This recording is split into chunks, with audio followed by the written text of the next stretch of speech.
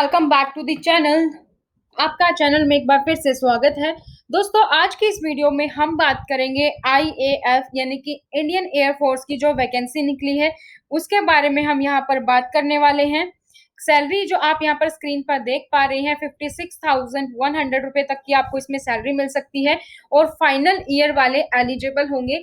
कोई भी ग्रेजुएशन आपने किया हो, चाहे आपने बीए किया है, बीएससी किया है या फिर आपने कुछ भी ग्रेजुएशन में किया है, आप इस फॉर्म को अप्लाई कर सकते हैं। तो इस वीडियो में हम देखेंगे क्या एज है, क्या एजुकेशन क्वालिफिकेशन आपको चाहिए, किन किन बातों का आपको ध्यान रखना है, सारी की सारी इंफॉर्मेशन हम आपको इस वीडियो में देने वाले हैं। तो वीडियो को अंत तक जरूर देखें और जो लोग नए हैं चैनल पर, चैनल को सब्सक्राइब करके बेल आइकन को प्रेस करना ना भूलें ताकि जैसे ही वीडियो अपलोड हो उसकी नोटिफिकेशन आपको टाइमली मिल जाए। तो चलिए शुरू करते हैं। इंडियन एयर फोर्स की जो एफकेट है, आपका एफकेट में जो टोटल पोस्ट है वो है आपकी दोस्तों 256 टोटल आपकी पोस्ट है, 256 पोस्ट। जॉब रोल क्या है? कमीशन ऑफिसर की पोस्ट है यहाँ पे। एग्जाम का नेम क्या है? एफकेट है ये exam, basically special entry air force common admission test, AFCAT. Qualification इसके लिए चाहिए कोई भी डिग्री, या आपने बीई किया हो या बीटेक किया हो, या अलग अलग पोस्ट के लिए अलग अलग है जो हम इस वीडियो में कंप्लीट डिटेल देखेंगे। टोटल पोस्ट की बात करें तो 256 पोस्ट है, अक्रॉस इंडिया है यानी कि ऑल ओवर इंडिया है, पैन इंडिया है job location. Application start date, आज से ही एप्लीकेशन फिल होना स्टार्ट हो रहा है। आज है 15 जून और एक महीने तक का आपको टाइम है, 30 डेज का, यानी कि 14 जुलाई तक आप इस फॉर्म को फिल कर सकते हैं। तो जितना जल्दी हो सके इस फॉर्म को फिल कर लीजिए, क्योंकि लास्ट डेट पे हम कई बार भूल जाते हैं और हम मिस कर जाते हैं। एलिजिबिलिटी क्राइटेरिया, अब हम बात करते हैं कि अगर आपको इस फॉर्म को फिल करना है तो क्या एलिजिबिलिटी क्राइटेरिया है, क्या क्या योग्यताएं चाहिए। फ्लाइंग ब्रांच, अगर आप फ्लाइंग ब्रांच के लिए अप्लाई कर रहे हैं तो आपको मिनिमम 60% मार्क्स चाहिए मैथ में और फिजिक्स में 10+2 लेवल पर।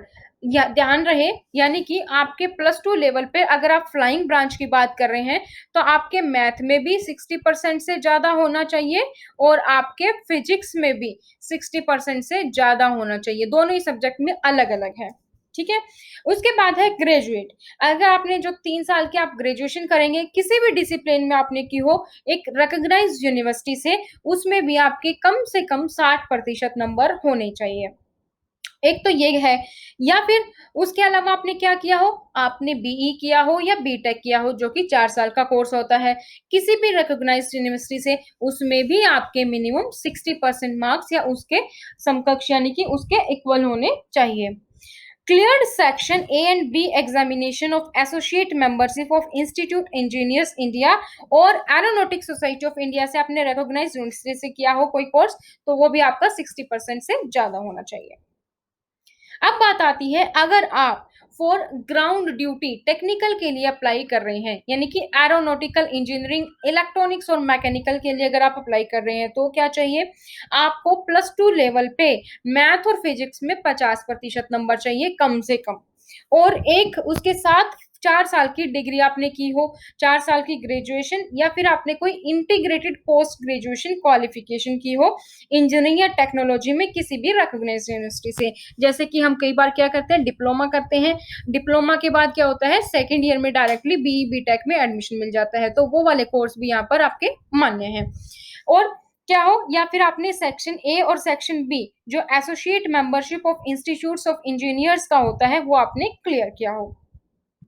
उसके आगे अगर हम बात करें कि अगर आप ग्राउंड ड्यूटी के लिए नॉन टेक्निकल के लिए अगर आप अप्लाई कर रहे हैं यानी कि एडमिनिस्ट्रेशन के लिए, तो आपने 10+2 पास किया हो और उसके साथ साथ आपने ग्रेजुएट डिग्री की हो किसी भी डिसिप्लिन में, बीए बीकॉम बीएससी कुछ भी आपने किया हो, कोई भी ग्रेजुएशन आपने की हो, आपने +1 +2 में आपके पास कुछ भी हो और आपने चाहे +2 में आपने कॉमर्स लिया उसके बाद बीए कर लिया हो, या आपने +2 में आपने मान लो साइंस ली है फिर आपने आर्ट्स ले लिया हो, चाहे कुछ भी हो, तो आप यहाँ पर अप्लाई कर सकते हैं अगर आपने किसी रिकॉग्नाइज्ड यूनिवर्सिटी से किया है और आपके कम से कम दोस्तों 60% मार्क्स होने चाहिए। या फिर आपने सेक्शन ए और सेक्शन बी एग्जामिनेशन जो कि associate membership of institution of engineers का होता है वो आपने क्लियर किया हो, या फिर आपने एरोनॉटिकल सोसाइटी ऑफ इंडिया से रिकॉग्नाइज्ड यूनिवर्सिटी से 60% के साथ ये आपने क्लियर किया हो। तो तीनों केसेस में आप इस फॉर्म को फिल कर सकते हैं। आगे बात करते हैं एजुकेशन। आप कैसे देख रहे हैं कि एजुकेशन बेसिकली जो इन एग्जामिनेशन के लिए है वो आपकी +2 और पोस्ट ग्रेजुएशन आपने की हो विद 50% किसी भी डिसिप्लिन में इंटीग्रेटेड कोर्स के साथ, यानी कि ऑफरिंग पीजी सिंगल डिग्री की हो without permission to exit and lateral entry, और उसके साथ साथ आपके 60% मार्क्स हो ग्रेजुएशन में। मेट्रोलॉजी, मेट्रोलॉजी के लिए आपने पोस्ट ग्रेजुएशन डिग्री हो आपके पास किसी भी साइंस स्ट्रीम में, मैथमेटिक्स में हो, स्टैटिस्टिक्स में हो, ज्योग्राफी में हो, कंप्यूटर एप्लीकेशन में हो, एनवायरमेंटल साइंस में हो, अप्लाइड फिजिक्स में हो, या फिर ओशनोग्राफी में हो, मेट्रोलॉजी में हो, agriculture metrology, ecology and environment, geophysics, environmental biology, किसी में भी आपकी 50% मार्क्स में होने चाहिए, तो आप मेट्रोलॉजी के लिए भी अप्लाई कर सकते हैं। अब बात करते हैं, अगर आप फ्लाइंग ब्रांच की एनसीसी स्पेशल एंट्री की अगर हम यहाँ पर बात करें, तो मिनिमम आपके 60% मार्क्स होने चाहिए मैथ में भी और फिजिक्स में भी 10+2 लेवल पर। उसके साथ आपकी ग्रेजुएशन जो कि 3 साल का कोर्स होता है, किसी भी डिसिप्लिन में आपने किसी रिकॉग्नाइज्ड यूनिवर्सिटी से किया हो, इसमें भी आपके 60% मार्क्स होने चाहिए। ये तो हो गई आपकी एक condition.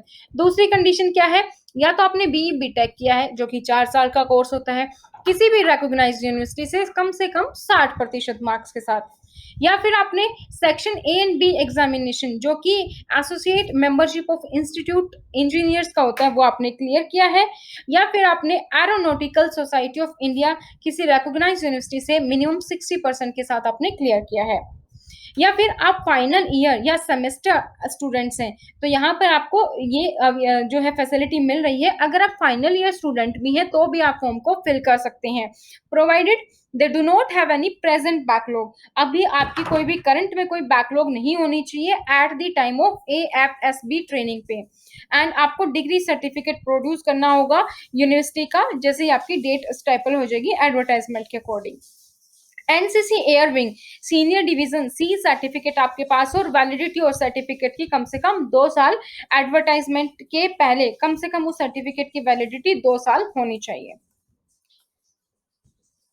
Candidates who are studying in final year, semester degree course or yet to pass the final year degree examination can also provide candidate should not have any present backlog। मतलब इसमें यही बताया गया, अगर आप फाइनल ईयर में हो, final year या फाइनल सेमेस्टर में हो, तो आपकी अभी कोई भी प्रेजेंट में बैकलॉग नहीं होनी चाहिए और मिनिमम आपका 60% बनना चाहिए लास्ट सेमेस्टर तक का, जो भी है डिक्लेयर होगा उसके जो एप्लीकेशन होगी सबमिट उसके टाइम तक आपका डिक्लेयर हो जाए।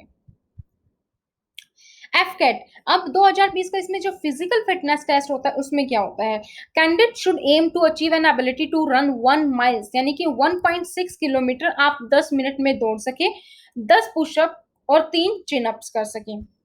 Prospective candidates are also advised to keep themselves in good physical condition to adapt to physical training and AFA physical training होगी आपकी, which encompasses running, swimming, rope climbing और other form की आपकी physical training होती है। तो जो भी इन मैंडेटरी टेस्ट आपको ट्रेनिंग के लिए इनसे गुजरना होता है। एज लिमिट की बात करें तो एज लिमिट आपको दोस्तों देखनी है 1 जुलाई 2021 से, हम यहाँ पर 2021 की बात कर रहे हैं, तो तब तक आपकी फॉर फ्लाइंग ब्रांच के लिए आपकी 20 से 24 साल होगी और ग्राउंड ड्यूटी या आपका टेक्निकल हो या नॉन टेक्निकल 20 से 26 साल आपकी एज होनी चाहिए इसमें। एफकेट ब्रांच वाइज अगर वैकेंसी की बात करें तो एफकेट एंट्री में फ्लाइंग ब्रांच के लिए है 74, ग्राउंड ड्यूटी टेक्निकल के लिए है 105 post, AE PC 40, SSC 26, male के लिए आपका AE M PC 23, SSC 16। AFCAT entry ground duty non technical में 55 पोस्ट है जो यहाँ पे ब्रेकअप दिया गया आपका। NCC special entry flying branch के लिए 10% सीट है out of CDSC vacancy for PC and 10% seat आपके एफकेट वैकेंसी ऑफ एसएससी के लिए। मेट्रोलॉजी एंट्री में आपकी जो है पीसी 10 और एसएससी है 12, तो टोटल दोस्तों आपके यहाँ पर 256 पोस्ट है जिसका ब्रेकअप यहाँ पर दिया गया है। एफकेट का सिलेक्शन प्रोसीजर क्या रहेगा, आपका एफकेट का रिटन एग्जामिनेशन होगा, स्टेज 1 पे आपका ऑफिशियल इंटेलिजेंस रेटिंग टेस्ट होगा along with picture perception and discussion test होगा, स्टेज 2 पे आपका होगा साइकोलॉजिकल टेस्ट और ग्रुप टेस्ट और इंटरव्यू होगा, would be commence after document check, document check के बाद आपका 5 दिन तक होगा ये, मेडिकल एग्जामिनेशन होगा और all India merit list compile होगी इन सभी परफॉर्मेंस के बेसिस पर जो भी आपके रिटन टेस्ट में होगी और AFSB इंटरव्यू पे। फिट की बात करें, अगर आप एग्जामिनेशन फीस की बात करें, यहाँ पर एफकेट एंट्री में आपकी 250 रुपए है, और एनसीसी स्पेशल एंट्री और मेट्रोलॉजी के लिए कोई भी पैसा नहीं है, ये 0 रुपए है आपकी। हाउ टू अप्लाई, अब आपकी बात आती है कि कैसे अप्लाई करना है। जो भी इंटरेस्टेड कैंडिडेट है वो एफकेट के लिए अप्लाई कर सकते हैं, फ्लाइंग ब्रांच या ग्राउंड ड्यूटी, टेक्निकल और नॉन टेक्निकल के लिए।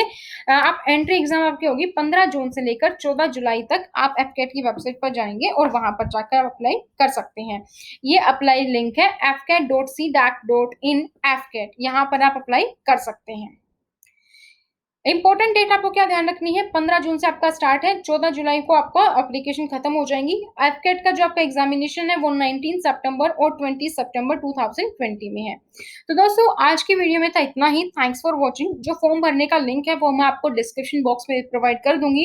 वीडियो पसंद आई तो लाइक जरूर कीजिएगा, अपने दोस्तों के साथ वीडियो को शेयर कीजिएगा, और जो लोग नए हैं चैनल पर, चैनल को सब्सक्राइब करके बेल आइकन को प्रेस करना ना भूलें, ताकि जैसे ही कोई वीडियो अपलोड हो उसकी नोटिफिकेशन आपको टाइमली मिल जाए। तो आज की वीडियो में था दोस्तों इतना ही। नेक्स्ट वीडियो में हम फिर मिलेंगे नई वैकेंसी के साथ, नई टॉपिक के साथ।